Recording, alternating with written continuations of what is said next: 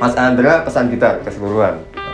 Beliau pernah cerita juga, dia tahu Wijoyono, kan aku tanyain kan, tahu Wijoyono dari mana Mas? Ternyata dari temannya motret. Sudah di tangan Mas Andra, sudah dipakai konser, 30 tahun ini udah dipakai. Termasuk terakhir di JIS temanya dipakai juga gitarnya. Dia senang sekali, melebihi ekspektasinya. Beliau bilang gitu memang. Insya Allah saya mau ada rencana kolaborasi ya sama Mas Andra, bikin signature-nya dia. Ada kemungkinan nanti akan diproduksi massal juga.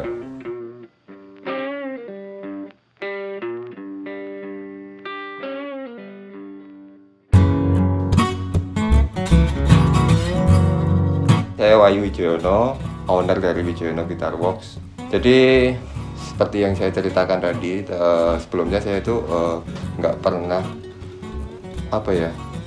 terpikirkan kalau saya itu akhirnya berprofesi seperti ini. Sebenarnya kan cita-cita saya dulu seperti anak-anak band di era 90-an ya, pengennya masuk ke industri musik, bisa berkarya dan bisa menampilkan karyanya di publik. Tapi ternyata waktu itu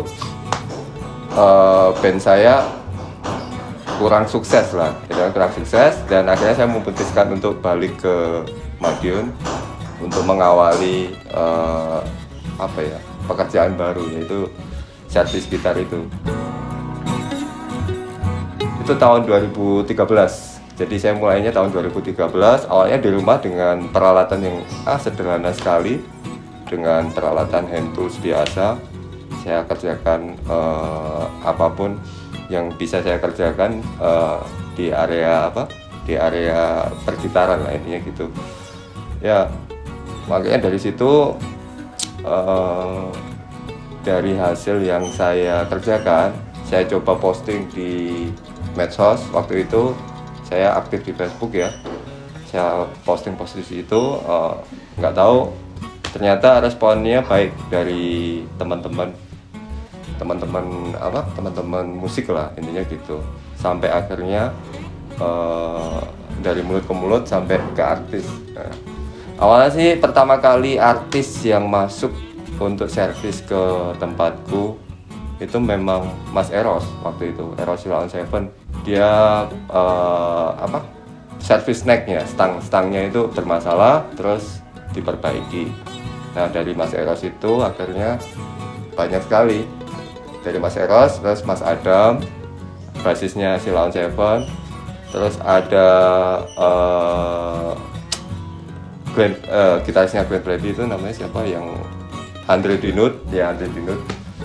Terus ada Iga Masardi, terus Armada gitarisnya, Rada Armada, Robby Geisha, 420 ini gitarisnya 420 ini, Nui namanya. Sampai yang terbaru ini Mas Andra Ramadan, Dewa 19, gitarisnya Dewa 19. Mas Andra pesan gitar keseluruhan. Jadi mungkin dari postingan-postingan yang saya lihat dan dari yang mereka lihat maksudnya, dan dari referensi teman-teman sekitarnya Mas Andra mungkin, beliau pernah cerita juga, dia tahu Wijoyono, kan aku tanyain kan, tahu Wijoyono dari mana Mas? Ternyata dari temannya motret dulu.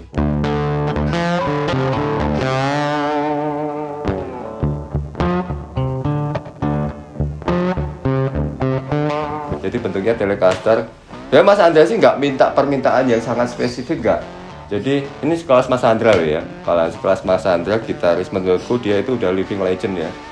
Ya sekelas Mas Andra itu, dia itu cuman bilang, aku pengen gitar model Telecaster, tolong bikinin yang enak gitu aja. Untuk spek aku serahin ke kamu, dia bilang gitu. Jadi saya konsepkan mulai dari bahan mentah sampai spare part apa aja yang dipakai, sampai jenis finishingnya dan kawan-kawan.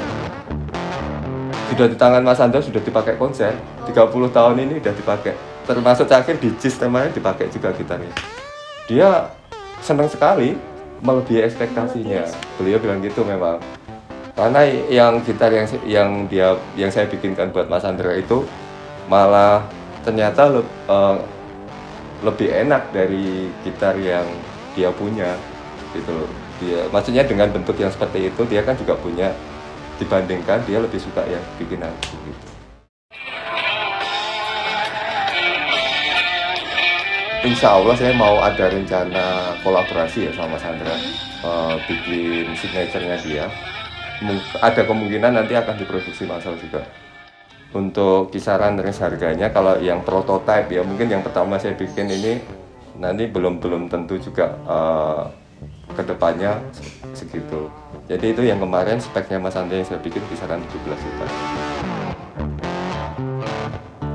Dari kendala-kendala ya, kendala-kendala itu justru malah menurut saya itu lebih bisa membuat kita itu apa?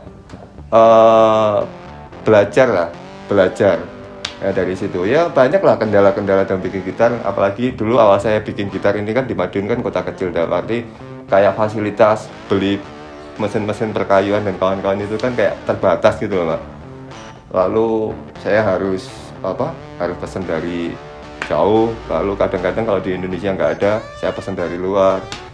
Lalu ya banyak lah kalau duga-duga ya, kayak mungkin kayak mengerjakan sesuatu udah bahannya mahal, beli kita kan handmade kan gitu, terus salah waktu pengerjaannya kayak gitu-gitu, akhirnya harus beli bahan lagi kayak gitu-gitu.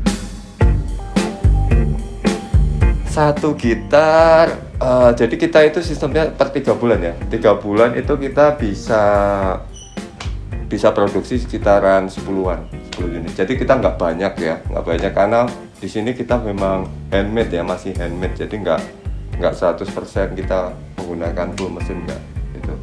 Dan itu memang konsep yang kita jual karena bagaimanapun rasanya bisa lebih sampai. Kalau kita berkarya dengan handmade itu rasanya bisa sampai ke karya kita. Ya paling mahal kita sampai 30 juta. Nggak sampai di atas itu, nggak sampai. Sebenarnya kalau tergol untuk gitar kelas gitar butik sih, gitar handmade harga segitu tuh biasa, bukan harga yang istimewa gitu. Kalau kita lihat brand-brand yang udah ada itu, konsep-konsep gitar yang saya bikin ini, seperti gitar yang saya bikin ini bisa sampai 60 juta sampai 100 juta. Paling jauh kita ke Alaska kemarin gitu. Kalau yang terakhir ini saya mau ada masuk pesanan juga dari orang Jepang juga ada, lalu Australia juga pernah, Jerman pernah, USA pernah, lalu mana ya? Kalau yang negara tetangga sih banyak, kayak Singapura, Malaysia ini kayak langganan gitu loh.